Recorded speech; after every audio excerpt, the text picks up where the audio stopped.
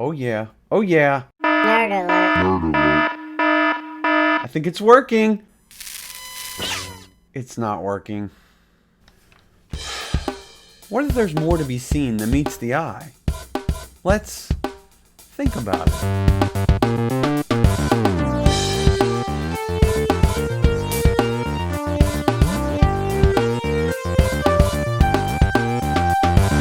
I've just invented a device that will change the world. I've improved on the earlier model. I call it the Examination Visor, or EV for short, patent pending.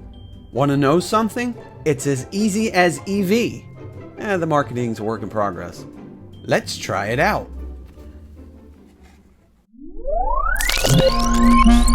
Oh yeah. I finally cracked it.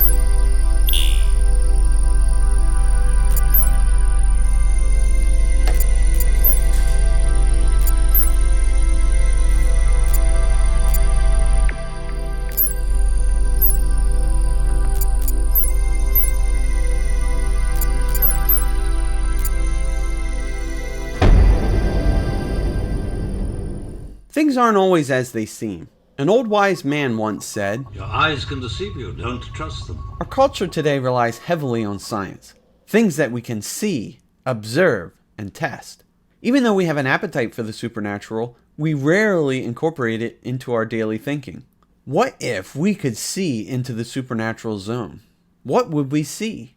What goes on there every day and every night? We're about to cross over into the supernatural zone.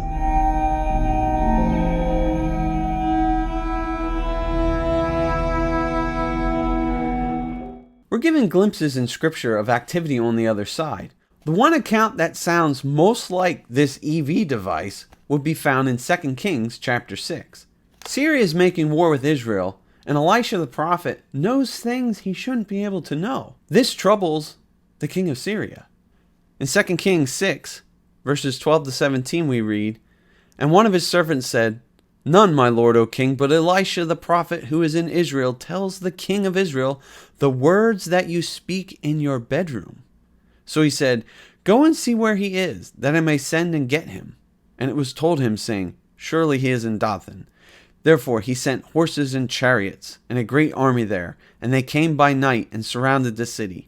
And when the servant of the man of God arose early and went out, there was an army surrounding the city with horses and chariots. And his servant said to him, Alas, my master, what shall we do? So he answered, Do not fear, for those who are with us are more than those who are with them. And Elisha prayed and said, Lord, I pray, open his eyes that he may see. Then the Lord opened the eyes of the young man, and he saw. And behold, the mountain was full of horses and chariots of fire all around Elisha.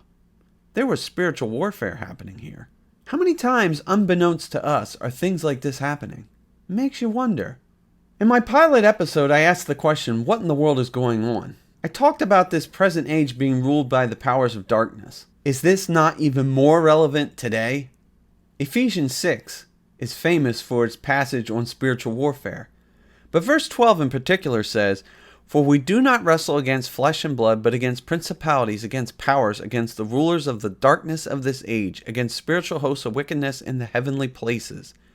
There are factions of beings, unseen, at war with us. Their very agenda is your destruction. In this passage and others, Paul names an entire list of entities at war with us. Principalities, powers, rulers, hosts, dominions, thrones. We don't wrestle against some abstract idea of evil. You can't wrestle the boogeyman. Besides, Scripture says God created them. Colossians 1:16, For by him all things were created that are in heaven, that are on earth, visible and invisible. Whether thrones or dominions or principalities or powers, all things were created through him and for him. Now, does this mean God created them to be evil? No. Evil comes when we disobey the commands of God. Now, these are real entities. They're part of the struggle we all face. Now, for all you Greek nerds out there, Nerd alert. the entities Paul names in Greek would be arche, exousia, dunamis, kyrios, thronos. Yes, I probably pronounced those wrong. These are the names of beings in the New Testament and other Greek literature, and they all have to do with geographical domain rulership. They have territories. Now, more is going to be coming on this topic, but a quick little example would be in Daniel chapter 10, where the Prince of Persia holds up an angel on his way to speak to Daniel, and he needs the help of Michael the Archangel. Now, here's an overview of things to come. I want to talk about 3 specific rebellions that happened in the earthly realm and heavenly realms. First, I want to deal with Eden and the fall of man. Secondly, I want to talk about the flood of Noah's day. What was going on, and why flood the world? Thirdly, what happened at the Tower of Babel? Then I want to look at the lasting effects these rebellions had on our world even up to today. Then I want to cap it off by looking at God's plan and response to these rebellions. Now, all of these episodes will be through the lens of the supernatural worldview. I urge you to keep an open mind. Don't just believe everything I say, look it up for yourself, but be ready to receive any new information that might be true. Acts 17:11 says, "These were more fair-minded than those in Thessalonica, in that they received the word with all readiness, and searched the scriptures daily to find out whether these things were so." I know when I first learned some of this stuff, your knee-jerk reaction is, I don't know. But as you search the scriptures daily, you end up finding out things might be stranger than you first believed. If this worldview and some of its aspects are new to you, just know You've taken your first step into a larger world. it's something we should think about.